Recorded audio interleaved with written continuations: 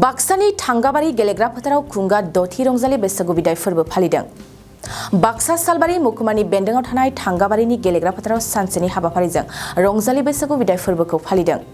फुंबिलिनि समाव हाबाफारि बायदि हारिमु हानजा सुरनाय हाबाफारिबो लानाय जादों। बे हारिमु हानजा सुरनाय हाबाफारिखौनो बेखेवनानै होयो समाज सिबियारि दिपेन रामसियारिया। हाबाफारियावनो नुजाथिहैनाय बड'लेण्ड बुब्लिनि खौरांगिरि अनजय बसुमतारीनि लाइभ एक्सक्लुसिभखौ नायना ला। नोंगौ बे समाव दंफैयो आङो सालबारि महकुमानि बेन्दोंआव थानाय थांगाबारि गामियाव बिथांमोना हारिमु हानजा सुरनाय हाबाफारि लादों। बे हारिमु हानजा सुरनाय हाबाफारियाव बिथांमोना माखासे बर' हारिमुनि माखासे गोमालांनो हमनाय माखासे दिन्थिफुंनो थाखाय बे हारिमु हानजा सुरनाय लादों। बिथांमोना दिनै बे गामिसेयैनो बिथांमोना मोनसे समायना रमायनायै मोनसे बे हारिमु हानजा सुरनाय हाबाफारियाव बाहागो लादों। बेखेवगिरि महरै बिथां दिपेन रामसियारि बिथांनाव जों बिनि सोमोन्दै माखासे बे समाव नोंथाङा बेखेवगिरि महरै बाहागो लाबोदों। बे समाव गिबि गिबियावनो बड'लेण्ड बुब्लिनि गेजेरजों आं गासै बर' रायजो राजाखौ बैसागु रंजालि बैसागु फोरबोनि गाहाम हामलायनाय बावबाय। थारैनो दिनैनि नैबे रंजालि बैसागो बिदाय फोरबोआव बाहागो लानानै निजेखौनो सोब गोग्गानाय मोन्दों आरो गासै बर' रायजोफोरा दिनै बाहागो लादों आरो बेनि गेजेरजों जोङो जोंनि बर' हारिनि स्रिंस्रि बैसागुखौ जोङो अराय सम लाखिबाय थानांगोन। खारन बर' हारिया जेसे दिन थागोन बैसागु थागोन आरो बैसागु थाबालासो बर' हारिया थागोन। बेखौ दिनै जों इनिफ्राय आं मेसेजखौ हरदों। रंजालि बैसागुखौ जों फालिनायजों लोगोसे जोंनि लाइमोनफोरा गावनि फरायनाय रांखान्थि मावनाय खान्थि गासैखौबो जों मावलांबाय थानांगोन। खारन जों सोलोंथाइ थाबासो रंजालि बैसागु फोरबोखौ फालिबाय थागोन आरो इयुनाव जोंनि हारिनि हारिमु रंजालि बैसागु फोरबोखौ लाखिनांगोन। लाखिनो थाखाय आङो गासै लाइमोनफोरखौ गुरै खावलायहरनाय गोग्गाथाव। खारन दाखालिसो एसामिसफोरा 11,000 मोसागिरिखौ लानानै वर्ल्ड रेकर्ड खालामदों।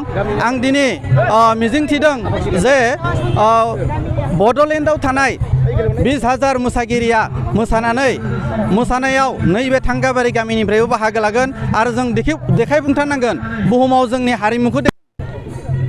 नोंगौ बिथाङा माखासे खोथा गुवारै बेखेवना होबाय। बे समाव जोङो मिथिबावना लागोन मा फोरमायो।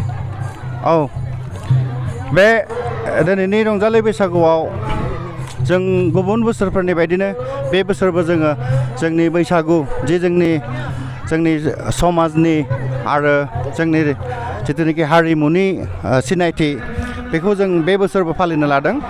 जे ओरैहाय जाहैबाय जे थांनाय बोसोरावबो जों बेबायदिनो गाजा गोमजायै फालिदोंमोन। बेबारबो जों फालिदों आरो आसा थिदों गासैबो रायजो राजानि मोजां हामलायथिनानै रायजो राजानि सहयोग लानानै बे बोसोरबो जोंनि बे हाबाफारिया गाजा गोमजायैनो सोलिलांगोन होनना जों बेखौ हारिमु आनजाद सुरनायनि उनाव मा हाबाफारि लाबावगोन? हारिमु आनजाद सुरनायनि उनाव जोङो ओरैहाय बायदि जों खायसे जोंनि ओनसोलनिनो मानगोनां सुबुंफोरखौ जों लिंदों।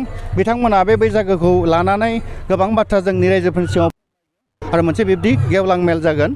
बेहाय बिथांमोनखौ जोङो जोंनि उथिबोनाय सेंग्रा सिख्लाफोरखौ बैसागोजों लोगोसे बायदि आयदाफोराव जों बोरैहाय दावगालांनांगौ, समाज बेबस्थाखौ जों बोरै फोसाबनांगौ, रिंगु दांसाखौ जों बोरैहाय लाखिनांगौ, जोंनि समाजखौ बोरैहाय सिनायथि होनांगौ, बेफोर बाथ्राफोरखौ बेहाय गुवारै रायलायनाय जागोन। गेवलां मेलाव सोरबाफोर आलासि महरै औ जोंहा गेवलां मेलाव आलासि दङ। जोंहा सालबारि कलेजनि गोरायुं सार दङ, सालबारि हायार सेकेन्डारि स्कुलनि गोरायुं सार दङ। ओरैहाय गोबां सुबुंफोरा बेहाय हांख्रायजानाय जादों। नोंगौ बिथाङा माखासे खोथा फोरमायना होबाय।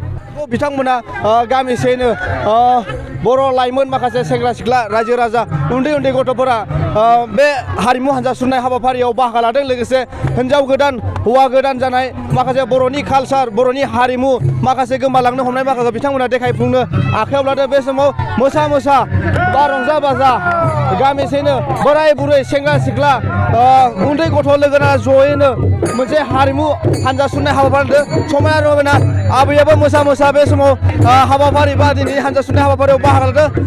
थांगाबारि गामि गेलेग्रा फोथाराव सानसेनि हाबाफारिजों समायना रमायना रंजालि बैसागु बिदाय फोरबोखौ दिनै सानसेनि हाबाफारिजों गाजा गोमजायै खुंफुंदों। बे समाव दंफैयो आङो बरपेटा रडनिफ्राय अनजय बसुमतारीनि खौरां।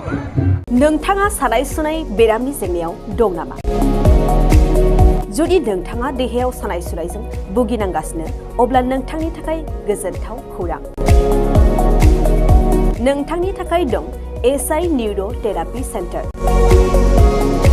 बे थेरापि सेन्टाराव नोंथाङा गोरलैयैनो सानाय सुनाय बेरामखौ फाहामथाय लानो हागोन ইয়াতে আহি যিটো মানে মই ট্ৰিটমেণ্ট পাইছোঁ লগে লগে মোৰ মানে শৰীৰটো মানে একদম ফ্ৰী হৈ গৈছে খোজ কঢ়াত খুব অসুবিধা আছিলে ছাইডটো মোৰ একেবাৰে মানে বহুত বেয়া আছিলে মানে খোজকাঢ়িব মানে ভালকৈ পৰা নাছিলোঁ ইয়াত মোটামুটি 3 দিন আহিয়ে মই ভালকৈ খোজকাঢ়িব পৰা হৈছোঁ सिं सानाय आफादावरि सानाय मोदोम जरा सानाय आइजोफोरनि जेंना खर' सानाय बायदि बायदि बेरामखौ बे सेन्टाराव फाहामनाय जायो